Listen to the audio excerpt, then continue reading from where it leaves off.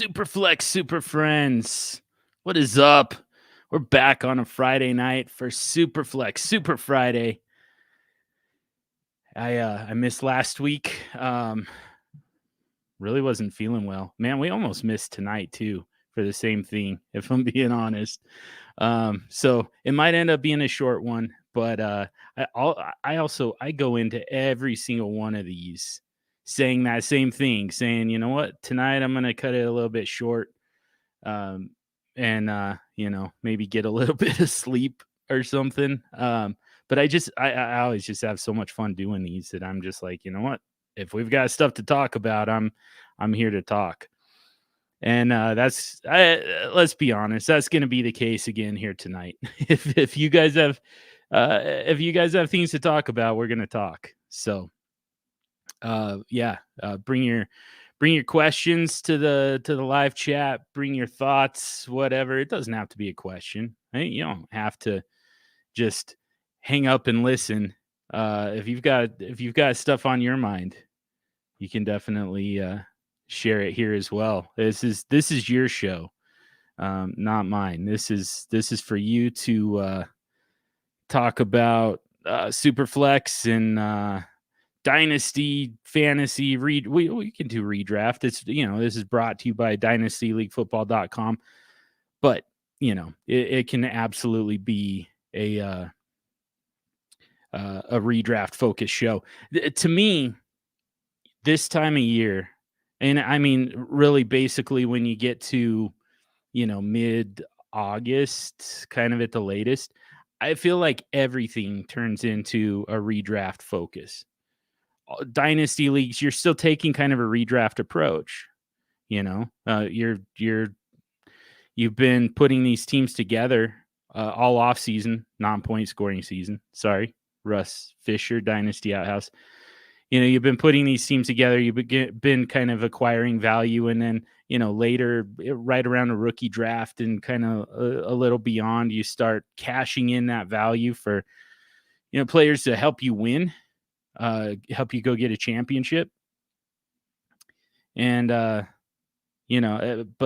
by the time we get to August, by then you've really just kind of built this roster to go compete for a championship this season. And all your moves from then on are really kind of focused on that particular season.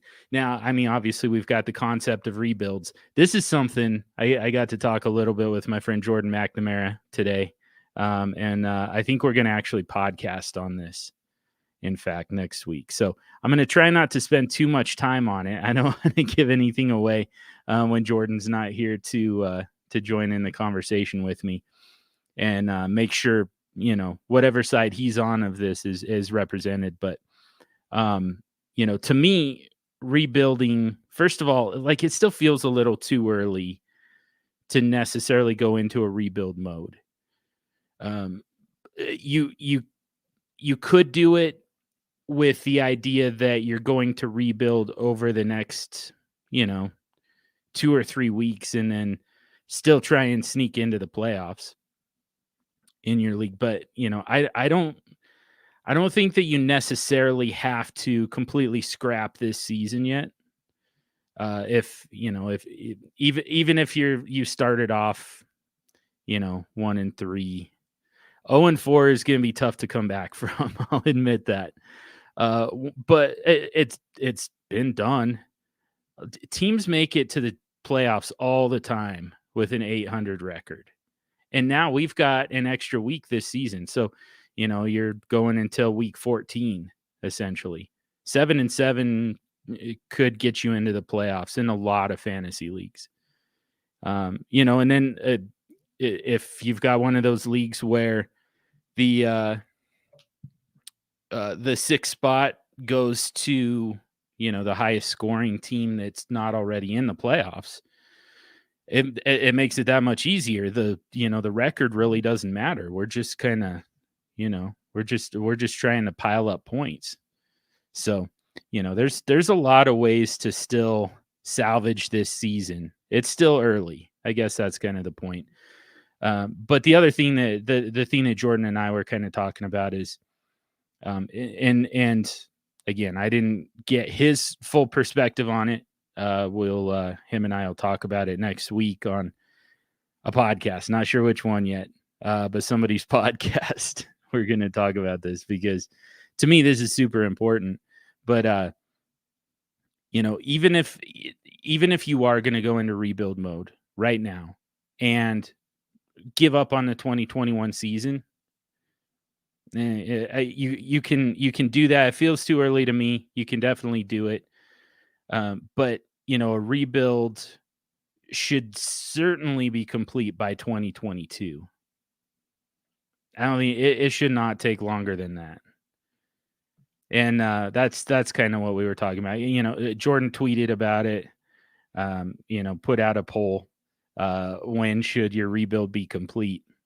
And I said, to me, like 2021 is doable. 2022 at the absolute latest. Even if you're just going to completely tear it down, you don't want to take any longer than one season of productive struggle, of burn it to the ground and rebuild it. It really shouldn't take any longer than that. If it does, I don't think you're fully committed to the rebuild. I think that's a big part of it.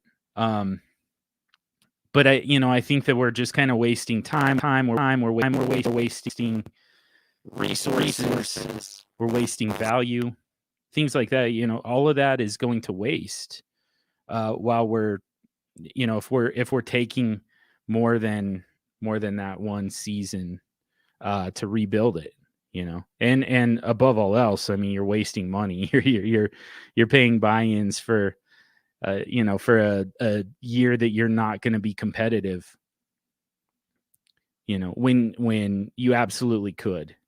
I think that it's pretty important to formulate a blueprint and follow it, but I think that it's absolutely doable to and in fact should be done in less than a calendar year.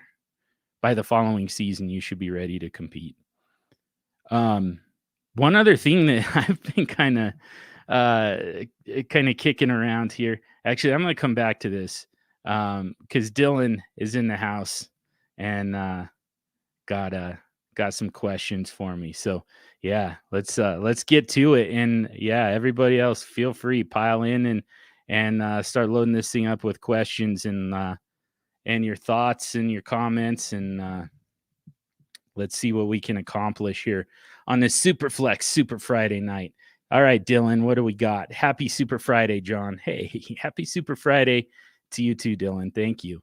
What do you think about trades at different times of year? I'm finding that trading for picks in season and players in the off season allows me to get more value out of deals. Yeah, which and that's really kind of what that fits right in with what I was saying about rebuilding.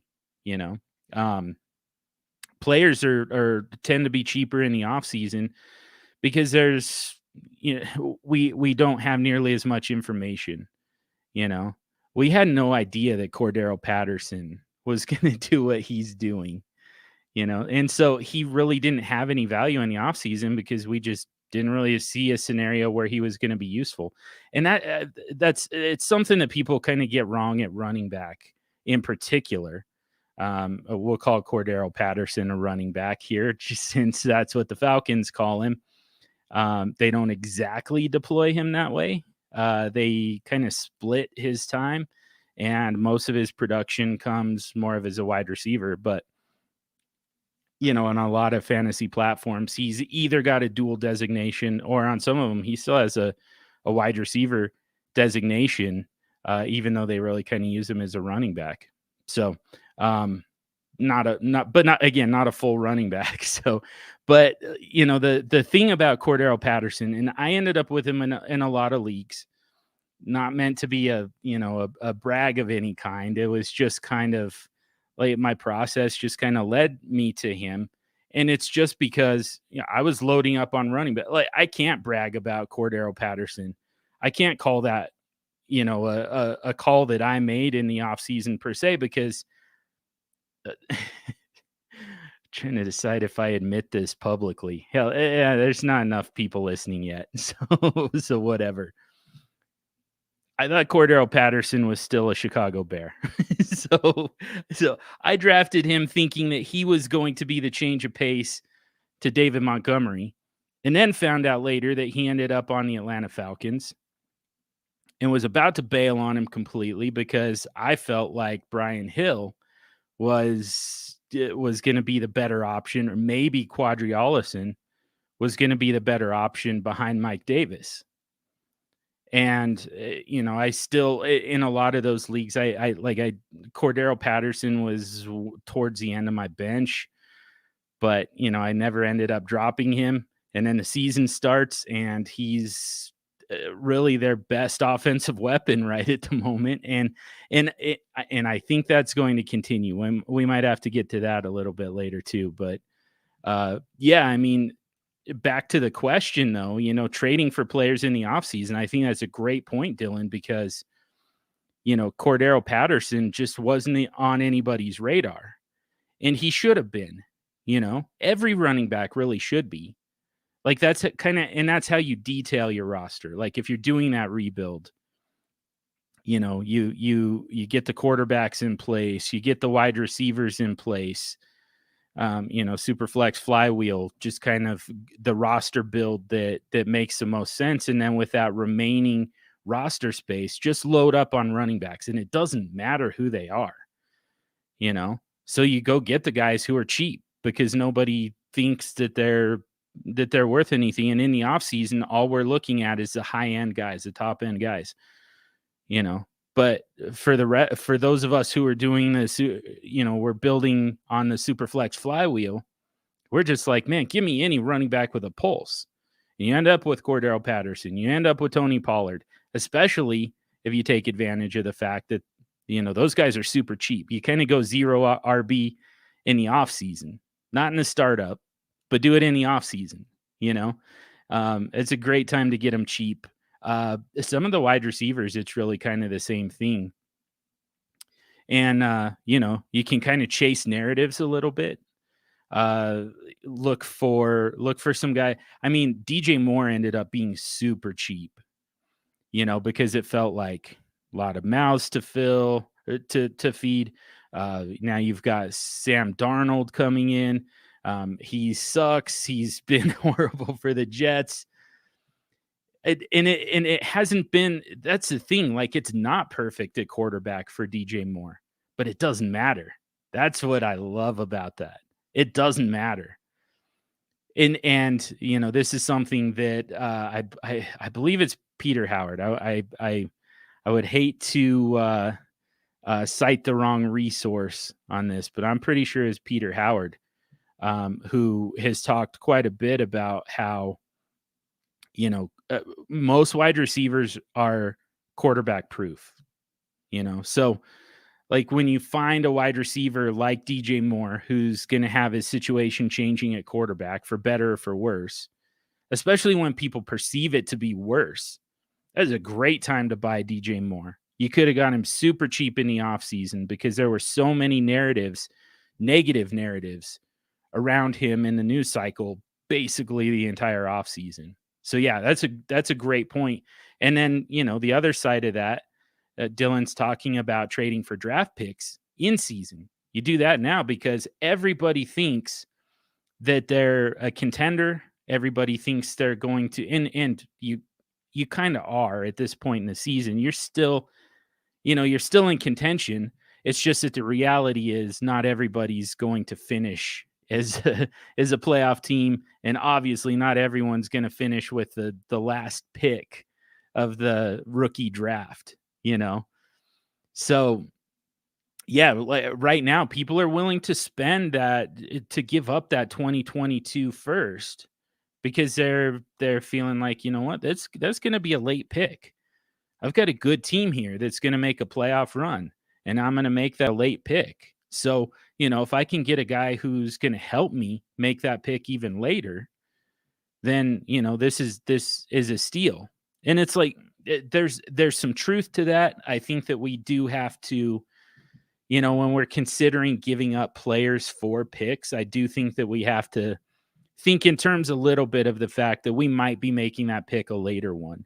But I mean, if you make enough of those moves, it kind of doesn't matter. You start to end up with enough draft capital that it kind of doesn't matter where it's at in the first round. You're going to have the ability to move up.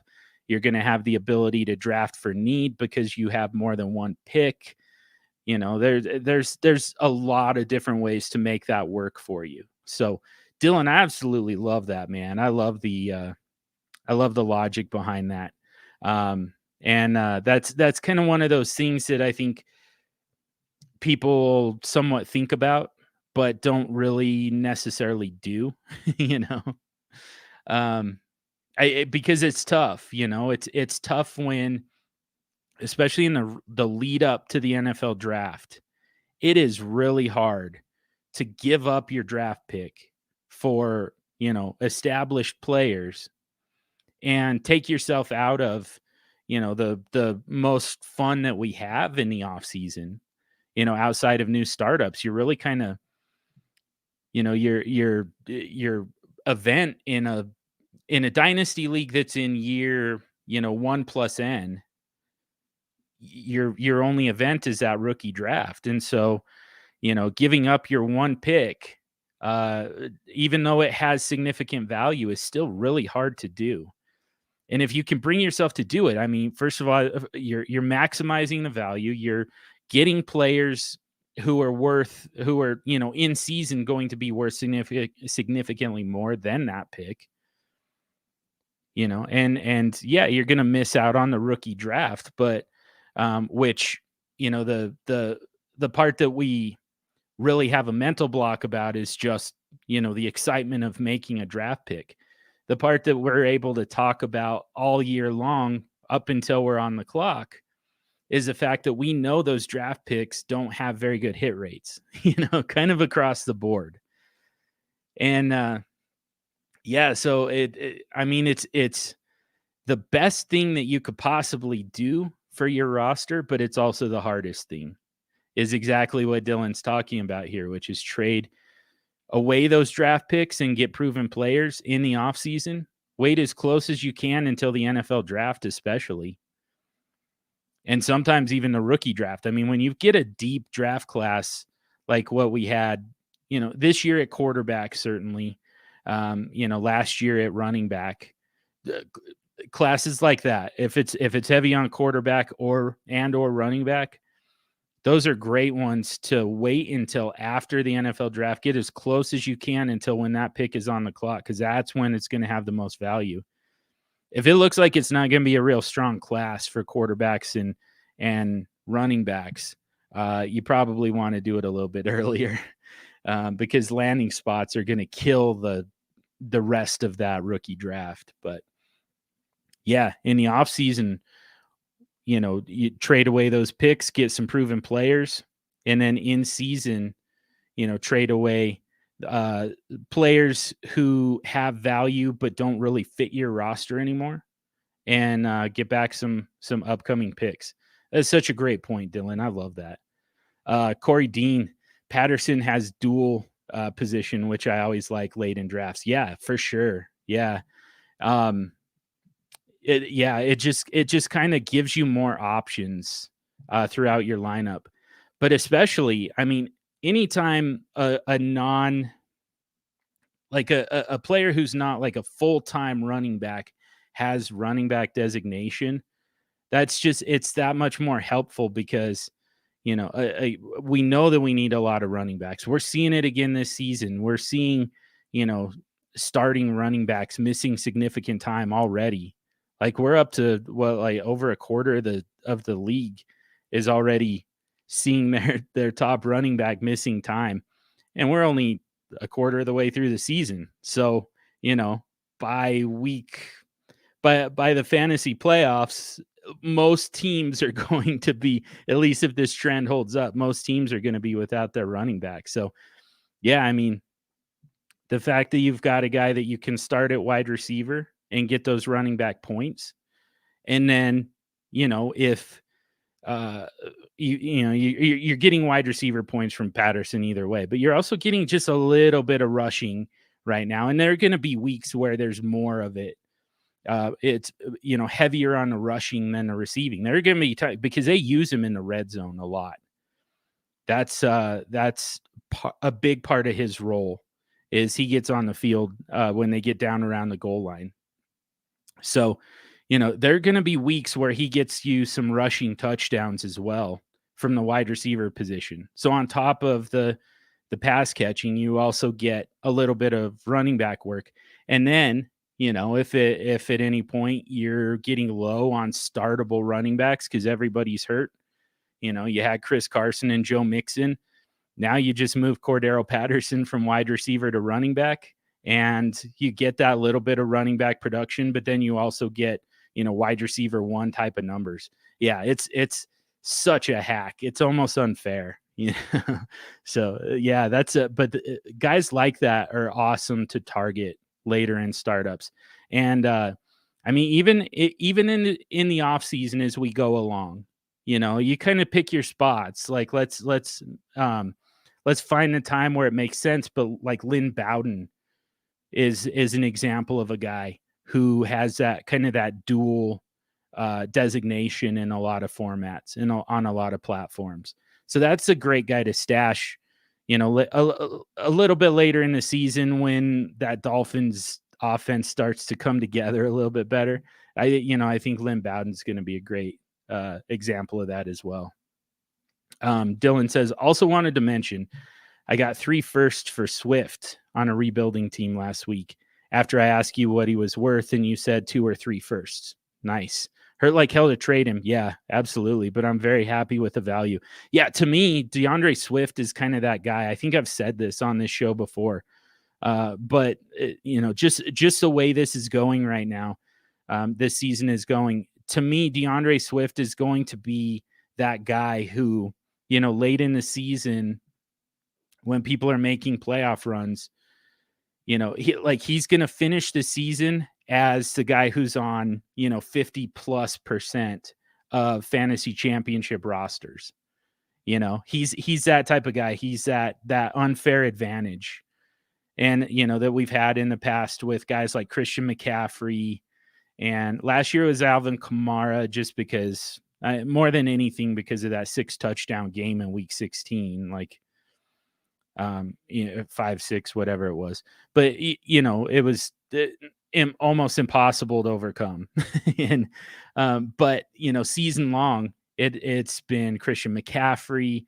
One year it was Todd Gurley, guys like that. Just late in the season, they're just kind of, Derrick Henry has been there the last couple years, in fact. So I think DeAndre Swift is going to be that. I think that he's going to be solid, for the rest of the fantasy season. But then, when you get to the fantasy playoffs, man, that's where he's going to be the difference maker. But all that being said, like you said, Dylan, this is a rebuild for you.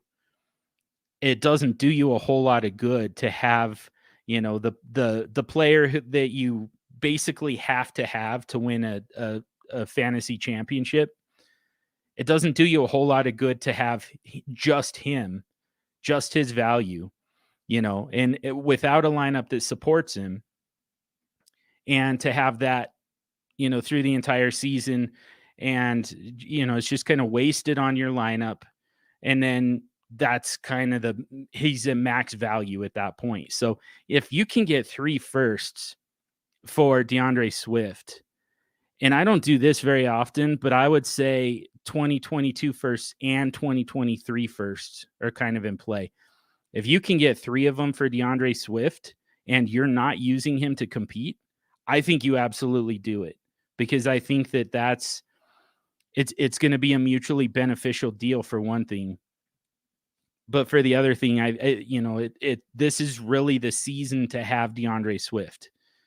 What we've seen in the past is, if a guy finishes as the running back 1 overall, or even finishes as a top 5 running back for the season, he's very unlikely to make it back the following season for a variety of reasons. But And analytics guys hate that. They hate when the data-driven guys hate when I say that stuff, because there's nothing predictive about finishing as a running back 5 that that necessarily dictates that you won't do it again the following season. The only reason it's predictive is because it happens all the time. Someone finishes as a top 5 running back and then they don't do it again. And not only do they not do it again the following season, they never do it again. That happens a lot. You can call it usage. You can call it whatever it is. I don't even know. All I know is it's there. It's like the Madden curse, it's there. So if DeAndre Swift has that type of season, odds are it's not happening again. And so you get him off your roster while you're rebuilding, and take advantage of the fact that he's at an all-time high in value for the time being. So I like that. I know it hurts. It definitely hurts, but I think that's the right move, man. Yeah, Dylan says, I think once those firsts are on the clock, they'll collectively be worth much more than Swift. I think probably so too. The first I got were all from different teams than the manager I traded Swift to. See, that's even better, because like I said, you don't want to give them, you don't necessarily want to give them a player who's going to make those picks later. So if it's not even their pick that you're getting back, Swift doesn't factor into the value of those picks. So in fact, you probably just handed him a fantasy championship, him or her. You probably just handed them a fantasy championship. So there's pick 112, and you know that you don't have pick 112. So now you've got your own pick plus 3 others, 4 shots at, at the top part of the draft, 4 out of 11 first round picks. That's pretty good odds that you're going to be with, inside the top 3 with at least a couple of them. And Dylan says, I like trading my rookie first once they're on the clock for a player plus a future first, and just keep building the value through the years that way.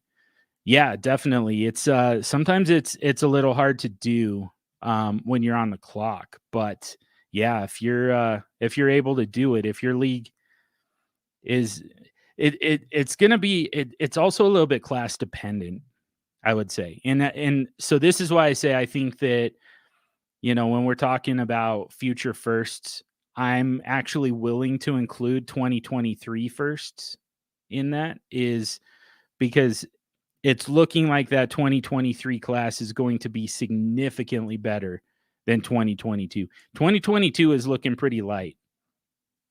Right now we're like Sam Howell is looking quite a bit better than he even had been before. We're kind of starting to cool on Spencer Rattler. We already knew that there wasn't going to be a whole lot at running back. So it's going to be, very top heavy, like the first 3 or 4 picks, and then a pretty big drop off. That's kind of how it's looking right now. And it's kind of trending. It's getting more and more extreme as we go, essentially, unfortunately. So 2022 is going to be a tough one. I don't know if people are going to necessarily want to trade into it all that much. I mean, we know that there's value to be gained there. Still, we know that we saw this in, what was it, 2018, 2019? 2019, I believe, when when it was very wide receiver heavy. It was the same type of draft class as what we've got coming here in 2022. When you got DK Metcalf and AJ Brown, but the running backs, it was like Josh Jacobs and Miles Sanders, David Montgomery. It was not a great running back class. Though at quarterback, you basically had Kyler Murray, and that was really kind of it. We ended up with Daniel Jones, who's, I don't know, jury's still out. So, but he wasn't even a first round pick. Drew Lock was like a borderline first round pick. That's how bad the quarterback class was. So, nobody really wanted to move up all that much unless you could get all the way to 101 and get Kyler Murray. He was the only real difference maker, but there were wide receivers throughout that thing. So, you could do that. You could, in 2022, I think you're going to be looking at the same type of draft class where you're just kind of focusing on wide receivers, and you're really going to end up from there, though. You're probably going to end up rebuilding a little bit. So that's where I say load up on some 2023s, because first of all, that's going to be a good quarterback class. It's going to be a great running back class. But second of all, I think that there's going to be a lot of people in this 2022 offseason who are going to be looking ahead to 2023 and targeting those picks. So it's a great time to start loading up on those. Unfortunately, you do have to pay for them as if they're immediate, even though you have to wait an extra year. Mr. Grapefruit, thoughts on my 10-team standard league trade? Traded Pat Mahomes, Tony Pollard, and Tyler Lockett for his Ryan Tannehill, who I plan on dropping, Terry McLaurin, and Clyde Edwards-Helaire. I have Jalen Hurts and added Sam Darnold this morning. So yeah, Tannehill barely even factors. That was really just kind of him clearing some space. So, Tony Pollard and Tyler Lockett for Terry McLaurin and Clyde Edwards-Helaire, which you win that twice, McLaurin, it's not by a lot in either case, but I would take Terry McLaurin over Tyler Lockett, especially after we've seen Tyler Lockett's doing the same thing he's always done. He's great about half the season, maybe half the season, and the other times he's non-existent, so there's like no floor, but there's also a super high ceiling. So I still prefer Terry McLaurin with a higher floor and more consistency. And then Clyde Edwards-Helaire and Tony Pollard. I mean, the only thing I would say is Clyde Edwards-Helaire still just has a better, a more secure workload. Tony Pollard is just sharing it too much with Ezekiel Elliott. So, for that reason, I like that a lot. I like both sides of that trade for you. In that format, I kind of don't care about Pat Mahomes. As good as he is, I mean, you're really kind of right now, you're getting about the same thing from Jalen Hurts as you were from Pat Mahomes. So, yeah, there's kind of no reason to put any kind of extra type of value on Pat Mahomes, right? His scoring it's great to have the security of that, but it's replaceable. It's very replaceable. And you were already replacing him with Jalen Hurts. And then, now you've got Sam Darnold to play matchups with. So, yeah, I love that trade for you, man. I feel like you won that quite a bit. And I think that you sold Pat Mahomes as a much more valuable asset than what he really is in that type of format. Dylan says, glad you're on the same page with my first comment. As an example, if I trade Jamar Chase now, it would cost a ton. But if I traded for the pick to get him a year or two in advance, it's bargain price. Yeah, for sure. And I teased this a little bit at the top, but I tweeted about this the other day. Actually, I'm trying to maximize my profits in 2021. I'm trying to win as many fantasy championships as I can so I can pay my buy-ins in 2022, because I have a feeling that I'm going to tank the hell out of 2022. I really want in on Bijan Robinson when he gets to the NFL. So I want as many shots at 101 in 2023 as I can possibly get. And for those who aren't aware, like you know how I feel about quarterbacks, but you've never really heard me talk about rookie drafts, rookie picks. Part of why I like to go quarterback extreme in the startup is so that I get the quarterback position completely taken care of right up front. Don't have to deal with it again for years. I've got all the depth I need. I've got all the scoring I need. I can play matchups. I'm covered in, if guys get injured, on and on and on, for all those reasons.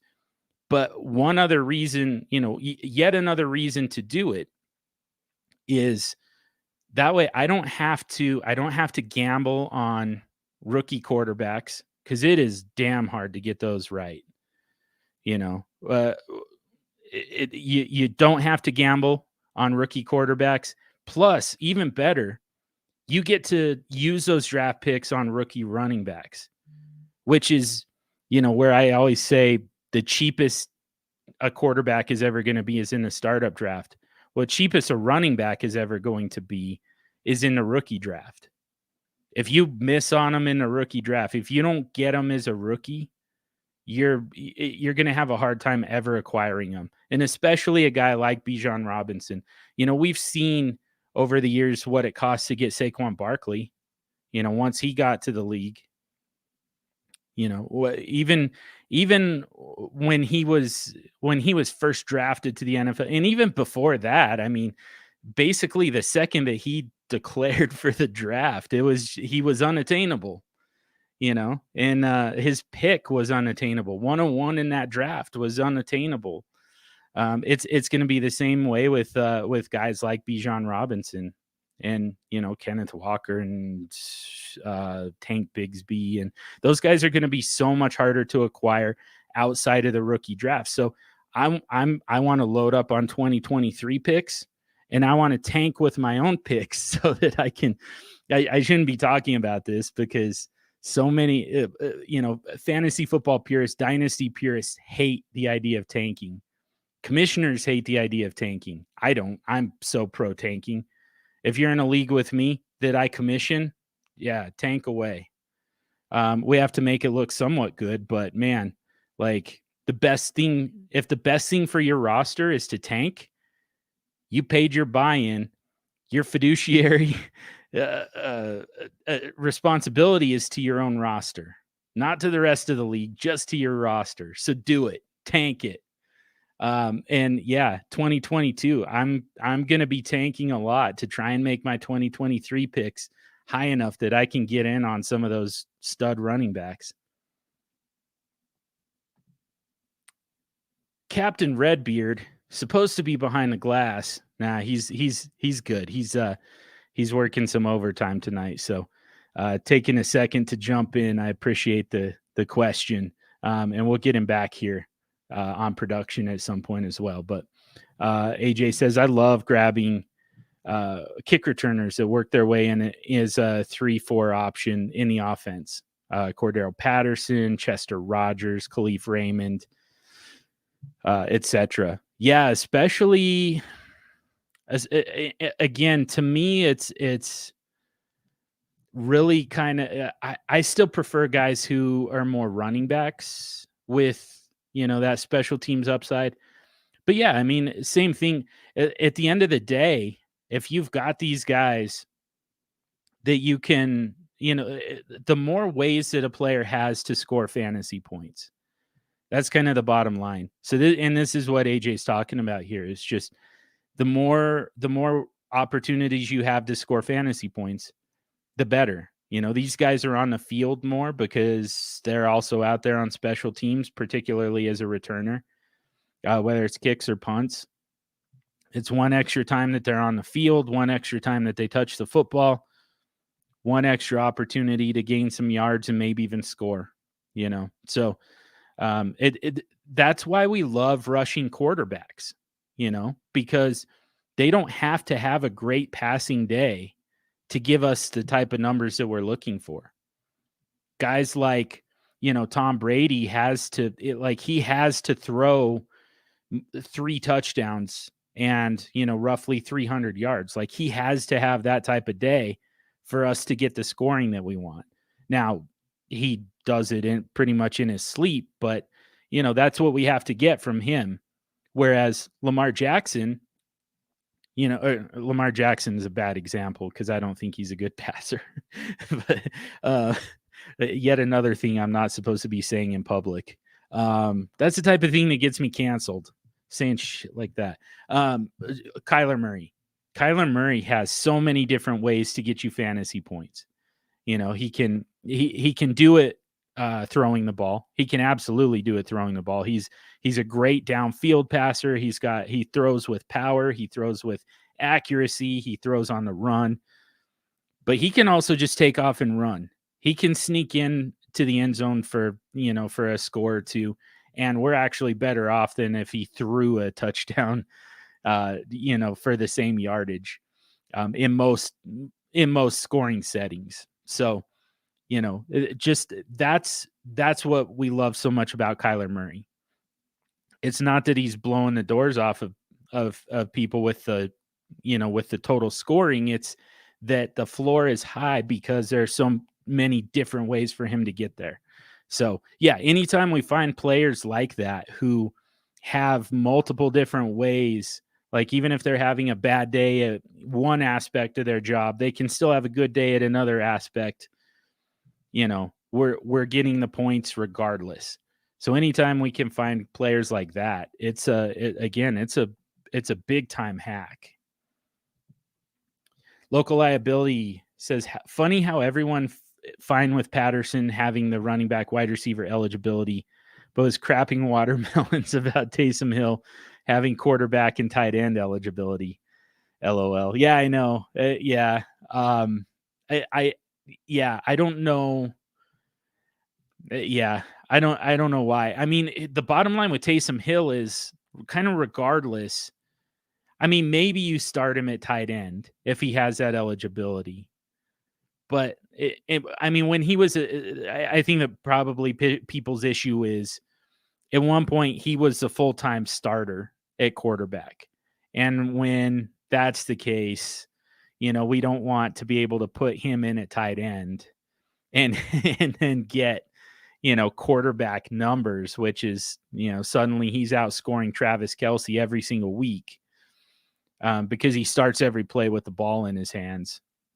But yeah, I mean, when he's just doing his normal thing, just kind of that gadget guy, I mean, maybe you slide him in at tight end from time to time, but for the most part, I mean, I don't think he's startable at either designation. So who the hell cares what we call him?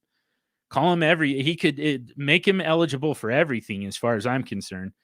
Make him a quarterback / running back / wide receiver / tight end, and you can put him at any of those spots. Hell, but you can even put him at kicker for all I care, because I'm still not starting him there. He's still not. He's not stable enough to get there. So yeah, I don't know what it would matter what his eligibility is. I'm with you. I was perfectly fine with it right up until he became the starting quarterback and was no longer playing tight end at all. Captain Redbeard sent from a red light. Safety first. Nice. Yeah. Hopefully we get some more red lights so you can throw us some more softballs. Yeah, we had a conversation going on the designations. All right, Redbeard, what do we got? Flex is a running back wide receiver is very different than being able to play potential starting quarterback at tight end. Yeah, that's kind of what I was saying. Man, I'm kind of taking over I'm coming in late and just kind of butting into a conversation that's already taken place and just kind of repeating what people already said. But yeah, that was kind of it for me too. It's when he's a starting quarterback, I don't want the tight end eligibility. Like SuperFlex is enough. Having that SuperFlex position, that's plenty. We hey, thanks AJ. Says thanks for the show, John. Excited to have you back this week. Yeah. I'm hoping to keep this thing as a frequent thing back every week, but yeah, I mean, here's the reality, and a lot of people have a problem with SuperFlex because of the way it overvalues quarterbacks. I'm not going to deny that. I'm not going to disagree with that. It's absolutely true. SuperFlex is just kind of it's a little bit of a bridge too far, it's just, I mean, there's no other option. Like you're not going to be able to fix the scoring to a point where, there's a big enough difference from one quarterback to the next, so that there's a reason to prioritize quarterbacks in a startup. If you only have to start one, people are always going to be able to do the late round quarterback approach. And there's nothing you can do to fix that because quarterbacks just score roughly the same every single week. Most quarterbacks are going to end up with somewhere like kind of regardless of what you do to the scoring, they're going to end up with a minimum of, 12 points roughly. And with the upside for about 40, there's nothing you can do about that. You can't really nerf it for their rushing. You can't nerf it for their passing. You can't, there's just nothing that you can do because all of their stat lines for the season just look almost identical. And where you really find the difference is when you dig into the individual week's game logs. So there's nothing we can do to fix one quarterback and still have the quarterbacks with significant value. Like Mr. Grapefruit, I believe it was talking about how he traded Pat Mahomes. Yeah. Traded Pat Mahomes and picked up Ryan Tannehill, who he's going to drop. He's dropping Ryan Tannehill, and he should. He's got Jalen Hurts. He's got Sam Darnold. That's all you need in a one quarterback league. Like there's no real way to gain an advantage at quarterback. It doesn't matter who it is. And that includes Pat Mahomes.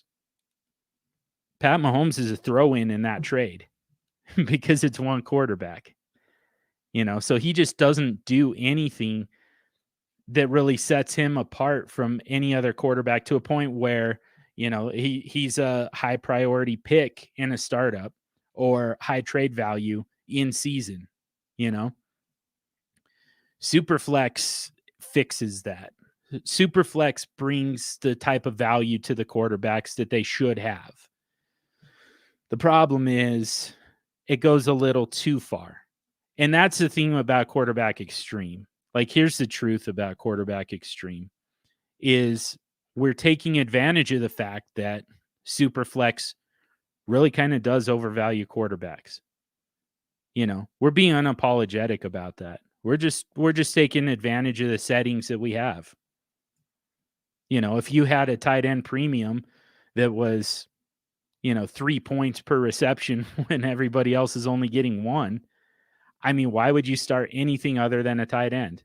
You just load up on tight ends. You get Kelsey in the first round and, Kittle or Waller in the second round, and you just draft tight ends until you've got an army of them, and you're just getting 3 points to a pop. It's the same thing. You're just taking advantage of, you're just chasing settings, chasing premiums. You're taking advantage of that. SuperFlex is a quarterback premium. So, that's why we take advantage of it. It's just weird because that's the one position that when you do take advantage of that premium, people call you a douchebag, but whatever, it's fine. But yeah, point being, SuperFlex is already enough of an overinflation of quarterbacks, and you're already taking advantage of their scoring enough. So if we got another starting quarterback into our lineup at a position other than quarterback or SuperFlex, yeah, it would be, to me, it gets a little unfair at that point. Because there's, again, I mean, if he was, as a starting quarterback, Taysom Hill was still eligible to play tight end, you're putting him at your tight end position, you're getting 30 points. Like, he's outscoring Travis Kelce pretty much every week. And that's not what we want. I mean, we'll take that, of course. I'll gladly take those points. But I wouldn't feel good about it personally. Yeah, what else do we got? That's all the questions for the moment. If you guys want to throw in anything else. Oh, here we go. I I was about to take us down a totally different road, but I like this better. Like I said, this is for you guys to talk about what you want to talk about. So Dustin Oz asks, how do you value Dawson Knox? I need a tight end in a SuperFlex tight end premium league and was offered a trade to receive Knox for Michael Gallup. Is that a huge overpay for Knox? No, that's a discount, man. I would jump all over that. Yeah, I love that to it. There's a lot of reasons I say that. For one thing, Michael Gallup is wide receiver scoring is the single easiest thing to replace in all of fantasy football. So, Michael Gallup is really at this point, I mean, he's their sixth option, something like that. I mean, Cedric Wilson has kind of come on and become the, a bigger piece of the offense. Dalton Schultz is a favorite target of Dak Prescott. And of course, Cooper and Lamb, got the running game working right now. Michael Gallup, I think even in the deepest of dynasty leagues, you can replace Michael Gallup with somebody on waivers right now. So not a whole lot of value there for Michael Gallup. And even if it wasn't, that situational, I would still say, wide receivers, even, better wide receivers than Michael Gallup I would still trade away for a guy like Dawson Knox in a tight end premium. Just because I know I can replace those wide receivers quite a bit easier than I can replace a Dawson Knox. So, that's without even really breaking down Dawson Knox himself. That's just saying, wide receivers are just they're too easy to replace for us to prioritize them. So, yeah, I think that's a great deal for you. And as far as Dawson Knox himself goes, this is all was probably pretty predictable. Unfortunately, we didn't predict it. No one talked about Dawson Knox in the offseason, and we really should have. He had the profile. Year 3 is a pretty typical breakout year for a tight end. I think we're going to see a lot of guys, some of these guys next year. Cole Kmet, who we were expecting to break out this year. I think we're going to see it next year.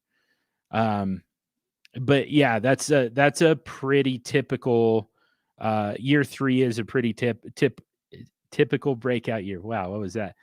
For tight ends. And Dawson Knox is really just kind of doing what all tight ends do.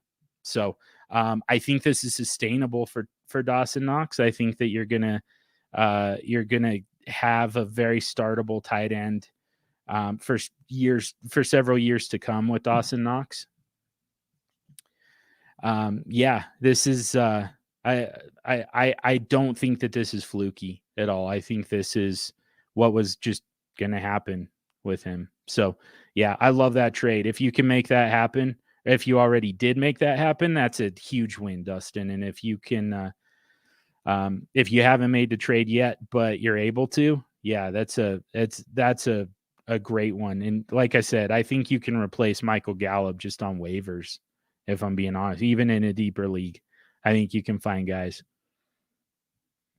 Local liability says 12-team PPR dynasty.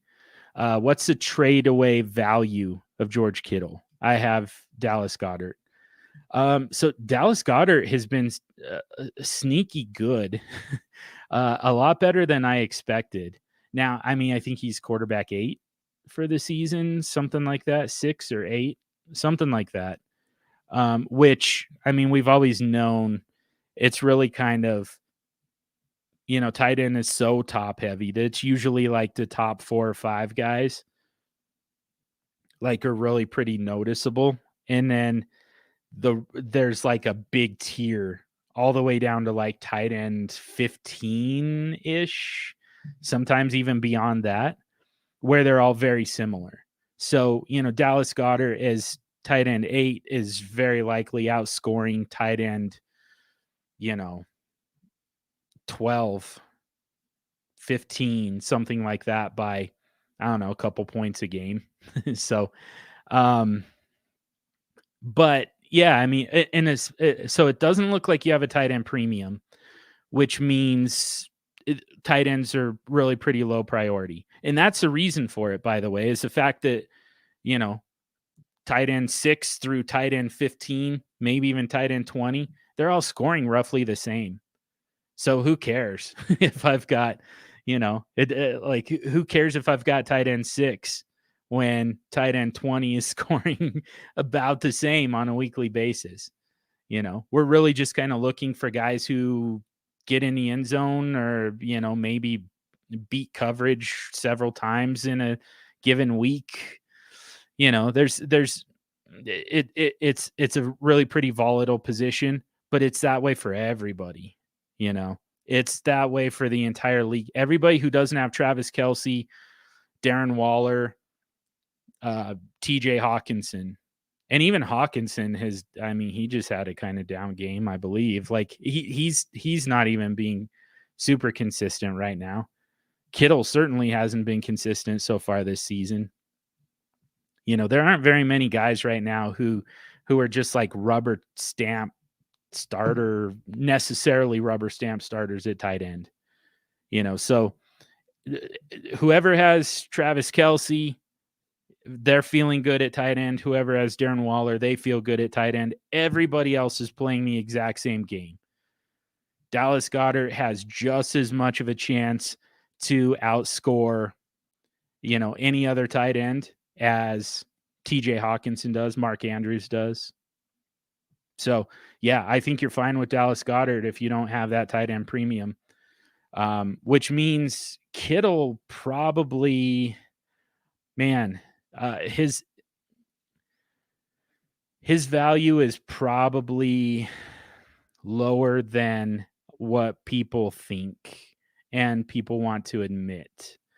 So, I mean, if you can sell him as an elite tier tight end, I think that we're talking like more than first round rookie pick value.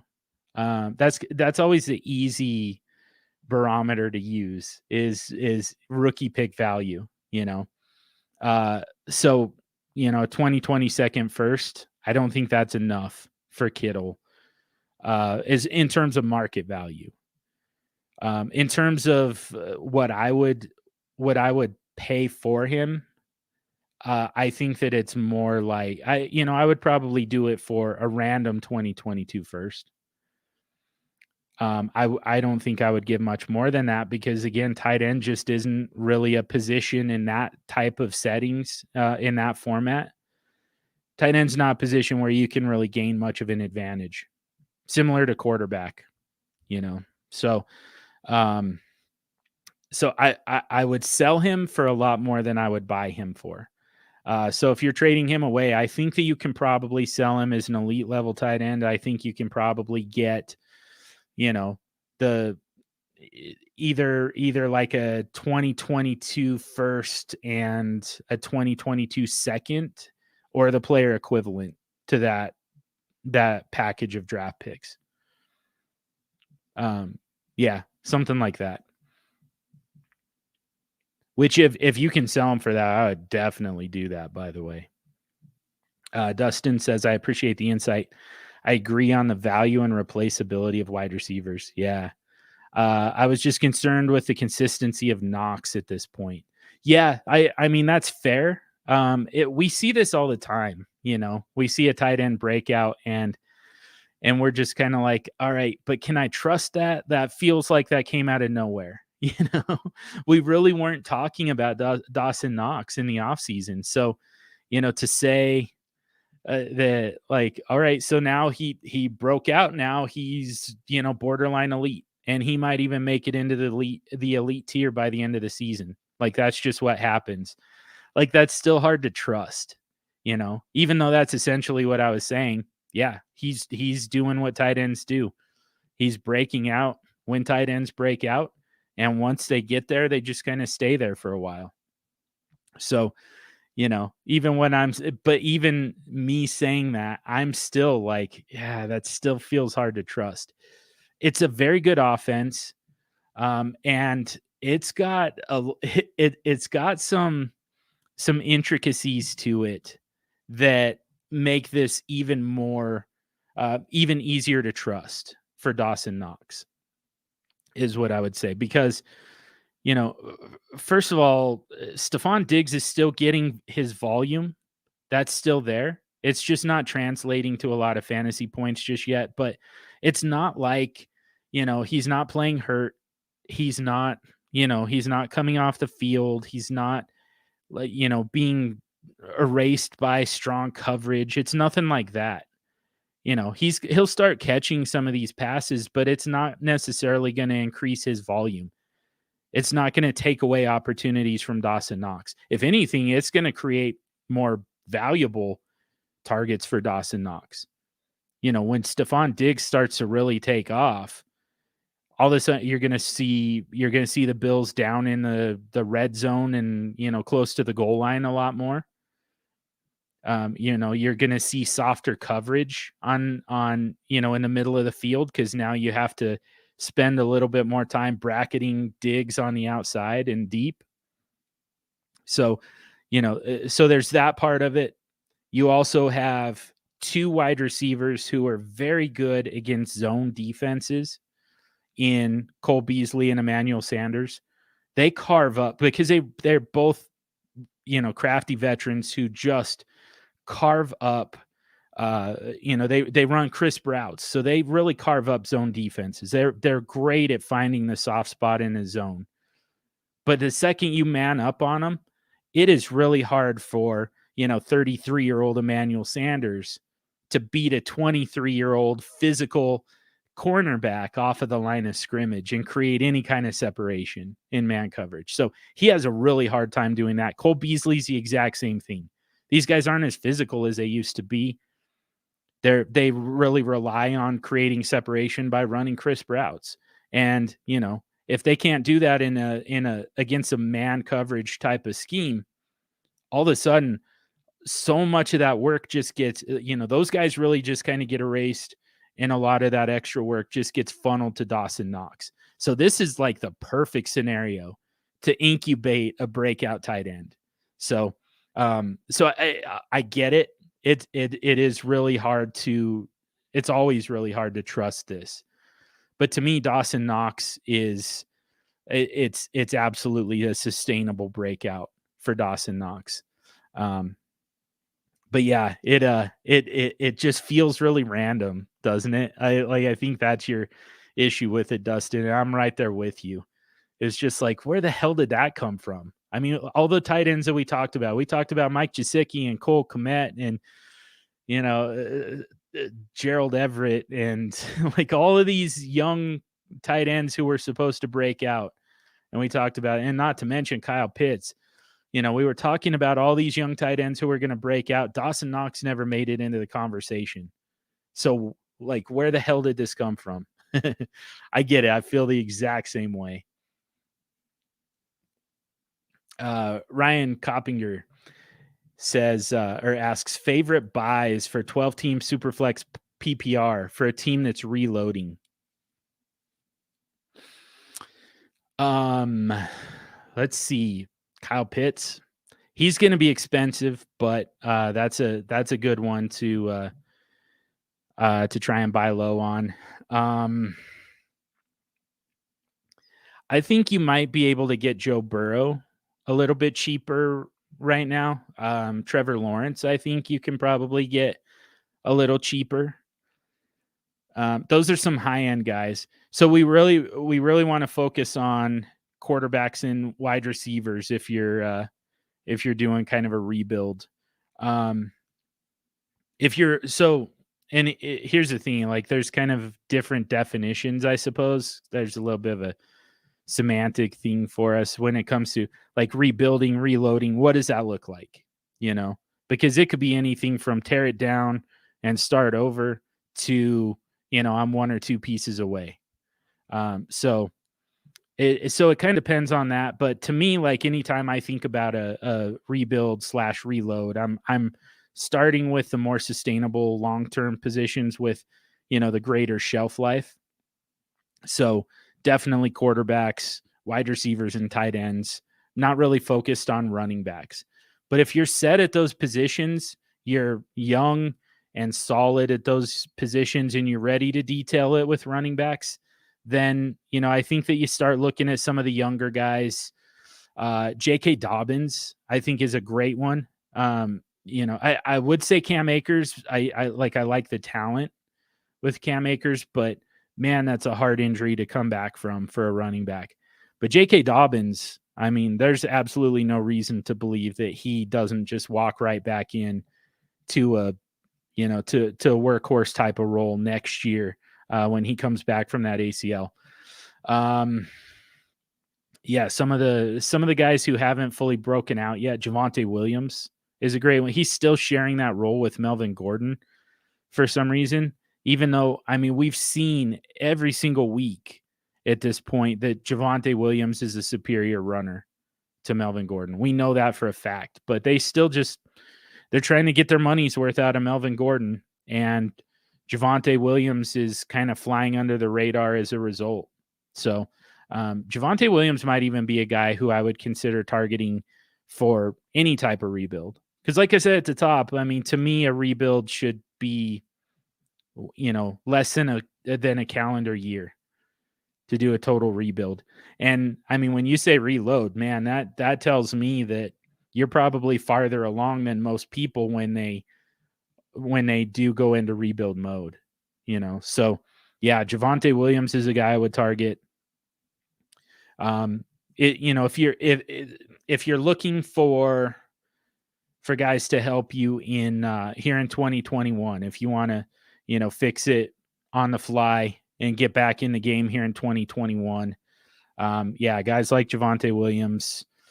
I think I like to look at backup running backs quite a bit, especially for guys who, like, Dalvin Cook is coming off the field a lot. Every single game, it feels like. It seems like at some point I think he's just going to miss time. And it might be late in the season to where Alexander Mattison ends up being a guy who, just kind of comes along in that final wave and wins some championships for some people. So, yeah, it really kind of depends on what position we're looking for. It depends on the state of your rebuild. But, second-year wide receivers are actually, at this point, I would say rookie wide receivers. Like, if you're looking for a wide receiver, Rashad Bateman, I think, would be a great, very, a cheap one for you. If you're looking more for 2022, I think Rashad Bateman. I think probably Devonta Smith. I mean, I don't know how cheap he would be, but I think that he's producing a little bit better than a lot of people realize.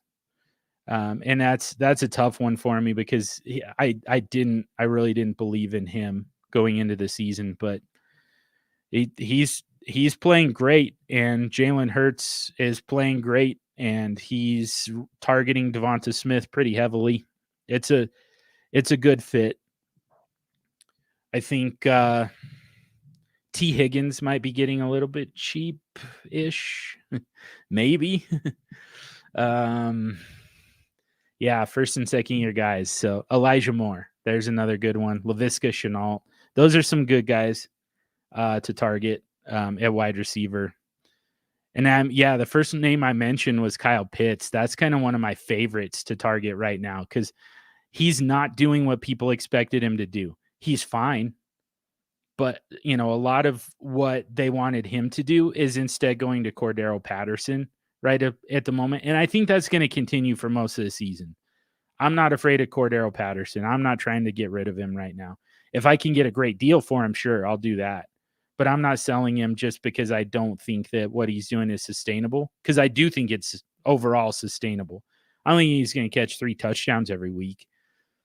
But I think that he's going to continue to be the focal point of that offense for the most part. And I think that he's going to be a bigger piece of the offense this season than Kyle Pitts. But I think starting in 2022, Kyle Pitts is ready to just take over.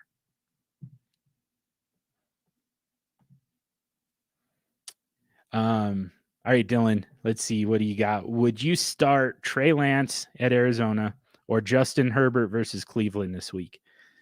I have Pat Mahomes, Justin Herbert, Trey Lance, and Trevor Lawrence in this 12-team SuperFlex. Yes, I'm bragging, but it's thanks to QBX. I love it. I love it. I always enjoy seeing those quarterback extreme rosters. Let's see. So yeah, Pat Mahomes, rubber stamp starter. That's like the perfect build right there, because you've got Mahomes and then three guys to fight over that super flex spot every week. So let's see, what do we got again? Trey Lance or Justin Herbert. I'm going with Justin Herbert. I like the matchup for Trey Lance against Arizona, and I think that could be a shootout. I don't know. I really like to see it first with those younger guys, And I know it's not a great matchup for Herbert, but man, he's just, to me, he might be on the same level as Pat Mahomes. By the end of the season, we might be putting Justin Herbert in that same tier with Pat Mahomes. Is one of those guys who he's just so consistent. You never have to take him out of your lineup, other than bye weeks. So like this, he might be another one of those guys who just changes the numbers on QBX. And man, what a position that would be in. It would be for you, Dylan, if you had Pat Mahomes and Justin Herbert, like the two guys that you're supposed to rubber stamp start every single week. And then, it's either Trey Lance or Trevor Lawrence. Keep one of those guys and the other one's trade bait. Wow. That would be pretty powerful. Yeah, I'm going to go with Herbert. I think that he's going to be a little bit better at he's just a little bit more consistent. A little bit more predictable. Let's say that. I can't call Trey Lance inconsistent yet, other than the fact that he's a rookie. But yeah, I just want to see it from Trey Lance before I'm ready to push him up ahead of somebody as rock solid as Justin Herbert. Local liability. Yeah, it said exactly the same thing. Herbert till you see what Lance does for a full game. Exactly. Yeah. He had a 70-yard touchdown pass on a broken play to Debo last week. Yeah, and he underthrew him. Like they were lucky to get that touchdown, because Debo Samuel had to just sit there and wait for the ball to get to him, and then took off and run. But I mean, I think Trey Lance is kind of one of those guys who has a lot of different ways to get you points. So I think he's going to end up with a pretty high floor because of that. But yeah, like Double L said there, I want to see it from Trey Lance first. I want to see him take advantage of a great matchup, because the problem is we kind of went through this past week with Justin Fields. There were a lot of people willing to start him because he was going up against the Detroit Lions. Very exploitable matchup. And he didn't take advantage of it, So as much as there are times where I'm willing to take the risk, if I'm a big time underdog, depending on the options, I would have considered Justin Fields, and I would still consider Trey Lance this week. I don't think that I could bench Justin Herbert for him, but there are situations where I would like to be able to gamble on a quarterback when they're going against the Detroit Lions. And, he would have left me hanging out to dry. So yeah, That's why I want to see these quarterbacks do it, and I want to see that they've kind of settled into their system, to their pro system, that they've, kind of built that chemistry with the wide receivers, all of that stuff before I'm going to be willing to actually start them. Gardner. What do we got? Would you move Zeke Elliott for Javonte Williams while he's producing? If so, how much do you think you would get back on top of Williams? You could get back on top of Williams. Zeke for Javonte plus what, essentially? Which, first of all, yeah, I would for sure. I would absolutely do a deal with that framework.